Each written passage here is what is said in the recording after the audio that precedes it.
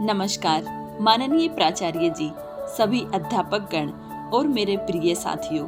आज शिक्षक दिवस के अवसर पर मैं यहाँ खड़ी हूँ और सोच रही हूँ कि जिनकी महिमा का वर्णन करने में स्वयं भगवान भी शब्द खोजते होंगे, उनका वर्णन हम जैसे विद्यार्थी कैसे कर पाएंगे। कहा गया है, गुरु गोविंद दोऊ खड़े काके लागू पाए, बलिहारी गुरु आपनो गोविंद दियो बताए। अर्थात जब गुरु और भगवान दोनों सामने हों तो पहले गुरु को प्रणाम करना चाहिए, क्योंकि गुरु ही हमें भगवान तक पहुंचाने का मार्ग दिखाते हैं। हमारे जीवन में शिक्षक केवल पढ़ाने वाले नहीं, बल्कि जीवन बनाने वाले कारीगर हैं। वे दीपक की तरह हैं जो स्वयं जलकर हमें प्रकाश देते हैं। वे नदी की तरह हैं जो स्वयं बहती है और अपने विद्यार्थियों को ज्ञान का जल देती है।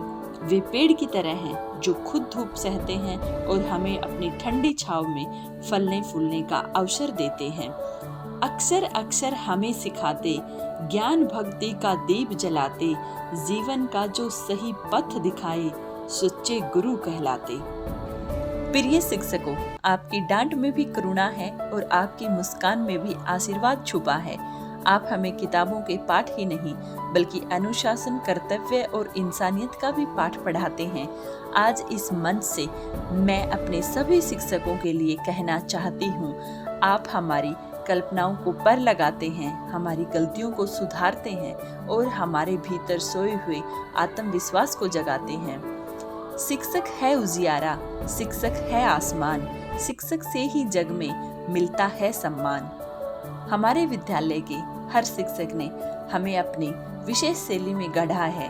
गणित के अध्यापक ने हमें धैर्य और तर्कशीलता सिखाई।